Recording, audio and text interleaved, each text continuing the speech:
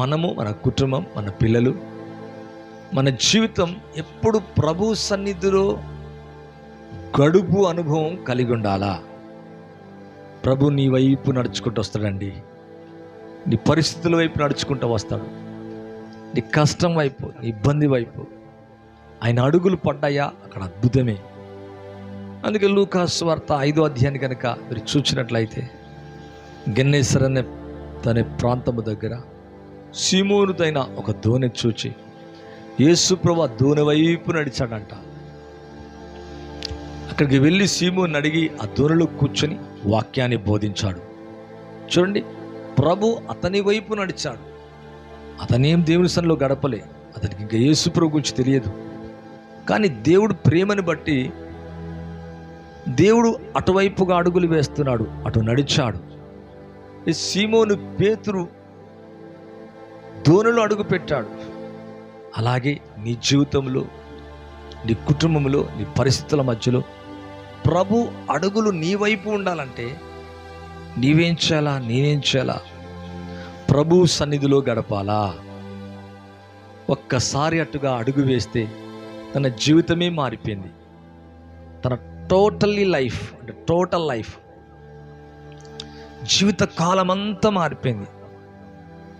అంటే ఒకసారి దేవుని అడుగు అతని జీవితంలో పడినప్పుడు, అతని వైపు నడిచినప్పుడు పేతురు కూడా నడవటం ప్రారంభించాడు. యేసుతో పాటు సమస్తాన్ని విడిచిపెట్టి, అనగా ఆ ఏదైతే జాలరి ఉందో, ఏదైతే పని ఉందో, చేపలు బట్టి పని సమస్తాన్ని విడిచిపెట్టి యేసు అడుగులో అడుగు వేశాడు. యేసు వైపు నడిచాడు. ఒకసారి యేసు వైపు నడిచాడు. జీవిత కాలం అంతా యేసుతో నడిచే వ్యక్తిగా మారిపోయినట్లుగా చూస్తున్నాం. మీ వైపు ప్రభు యొక్క అడుగులు పడాలంటే మీ పరిస్థితులు, మీ కష్టములు, మీ సమస్యల మధ్యలో, మీ దుఃఖములో, మీ కన్నీటిలో, మీ వ్యాధిలో రాత్రంతా ప్రయాసపడడు. మాకేమీ దొరకలేదు, అటు అడిగేశాడు అంతే. ఏమీ లేదు, ఏమీ దొరకలేదు అన్నవాని వైపు అడుగు వేశాడు. తన జీవితం మారిపోయింది. 2 దోణులు నిండిపోయినట్టుగా చూస్తున్నాం. అంటే మన వైపు అడుగులు అపవాది పడ్డాయి అనుకో, ఇక్కడ డిస్ట్రక్షన్ అంటే నాశనం, పాడు, దుఃఖం, కన్నీరు. అందుకే చూడండి, ఆదికాండం కనుక మీరు చూస్తే ఎదోను తోటలోకి అవ్వ దగ్గరకు వచ్చి మాట్లాడుతుంది. సర్పం మాట్లాడుతున్నట్టుగా చూస్తాను. ఇది నిజమా? ఈ పండు తిన్ను దినమున ఇకేం కాదు, తిను దినమున నిశ్చయంగా చచ్చదవని దేవుడు అంటే మీకేం కాదు, ఇది నిజమా? అంటే తోటలోకి అడుగు వేసి వైపు నడిచినట్లుగా చూస్తున్నాం. అంటే ఎప్పుడైతే ప్రభు సన్నిధిలో మనం గడపమో అపవాది యొక్క అడుగులు మన వైపు రావడానికి ప్రయత్నం చేస్తాయి.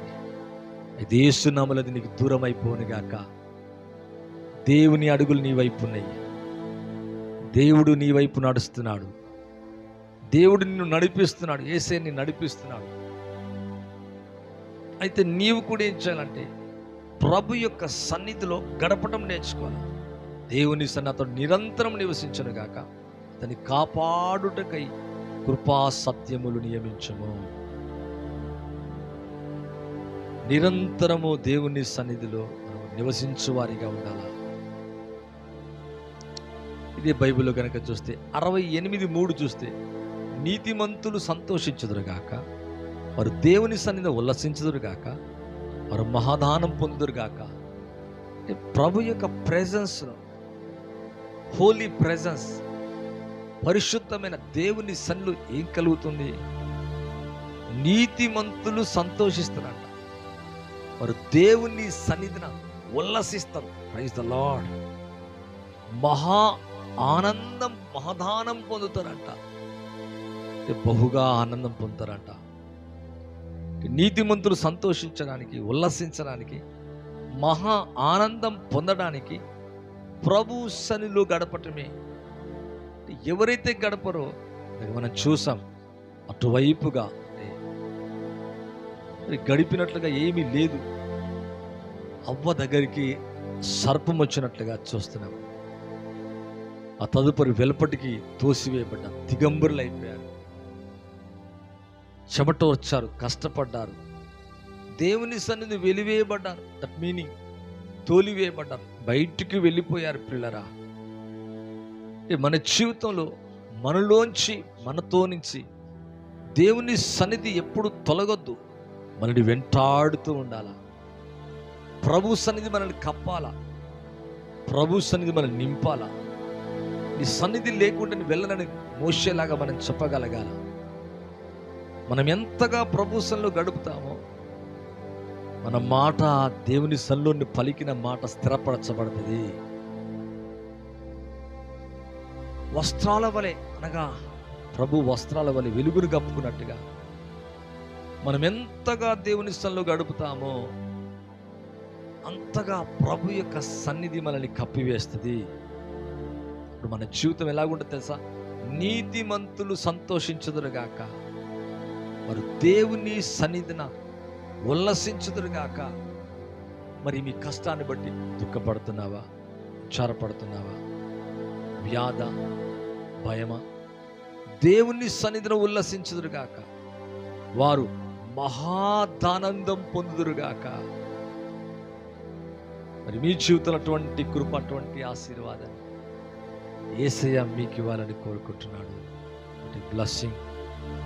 ఇది 68:4 చూస్తే, దేవుని గురించి పాడాయి, నామం బట్టి స్తోత్ర గీతం చేయడి, వాహనం ఎక్కి అరణ్యములు ప్రయాణము చేయు దేవుని కొరకు రాజమార్గము చేయడి, యెహోవాను నేను ఆయన నామం బట్టి ఆయన సన్నిధిన ప్రహర్షించుడి.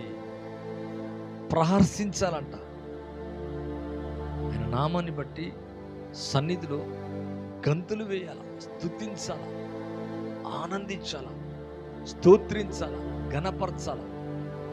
అటువంటి ప్రసెస్ నీతో ఉండునుగాక. మనం ఎంతగా ప్రభు సన్నిధిలో గడుపుతుంటాం అంత ఆశీర్వాదం చూస్తాం.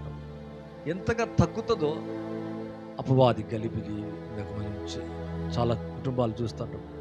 కొట్లాటలు, విడిపోవటం, అల్లరిగా ఉండటం, నెమ్మది లేకపోవటం, ఆర్థిక సమస్యలు, అప్పులు, అనేక సమస్యలు కలుగుతాయి.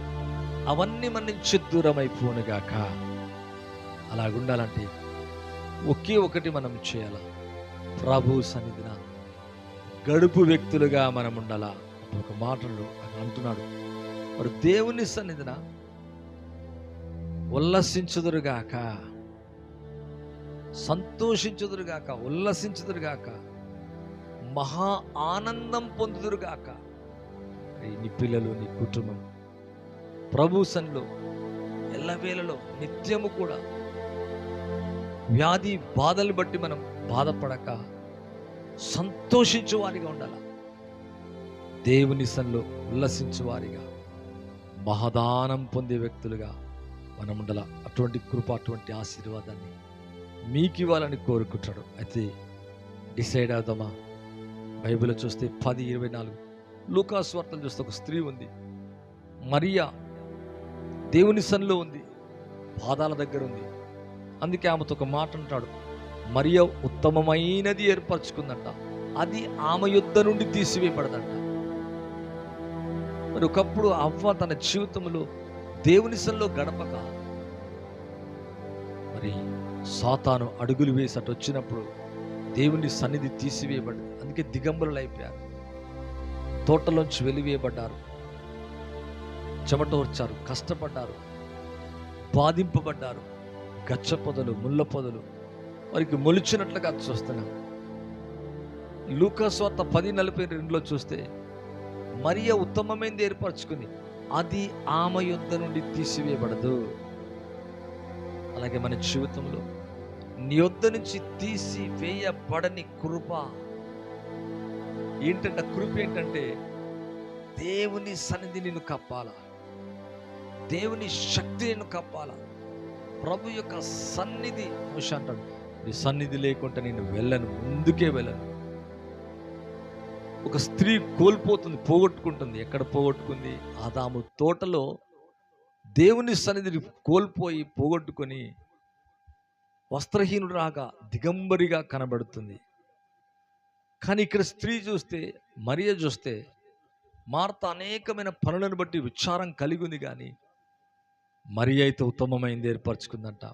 అలాగే నీ జీవితంలో, నా జీవితంలో ఉత్తమమైనది ప్రభు మీకు నాకు ఇచ్చును గాక. ఏంటి ఆ ఉత్తమమైంది? ప్రభు సన్నిధి, ప్రభు సన్నిధానం. ఆయన సన్నిధిలో నువ్వు ఎంత గడుపుతావో అంతగా ప్రభు యొక్క అడుగులు నీ వైపు ఉండి నిన్ను ఆశీర్వదిస్తాయి. ప్రతి చీకటిని, భయాన్ని, బలహీనతను అన్నిటినీ పారదోలుతాయి. మధ్యాహ్న కాల సమయంలో అటువంటి కృప, అటువంటి ఆశీర్వాదం మీకు ఇచ్చునుగాక. మీరు కూడా ప్రభు సన్నిధిలో సంతోషించి ఉల్లసించి మహాదానం పొందుదురుగాక. ప్రార్థిస్తునండి, ప్రార్థించి ముగిస్తాను. పరిశుద్ధుడైన తండ్రి, అవునాయన ఈ సన్నిధిలో గడిపే గొప్ప కృప అందరికీ తెచ్చేయండి ఆయన. ఎవరైతే లైవ్లోకి వస్తున్నారో, లైవ్ చూస్తున్నారో, వారి జీవితంలో అద్భుత ఆశ్చర్యమైన కార్యాలు జరిగించి మహిమను, ఘనతను పొందమని యేసుక్రీస్తు నామములో అడిగి వేడుకుంటున్నాను తండ్రి. Amen, amen. థ్యాంక్ యూ అండి. God bless you all. ప్రభు మిమ్మును, మీ కుటుంబాన్ని సమృద్ధిగా దీవించి ఆశీర్వదించును గాక. Thank you. Praise the lord.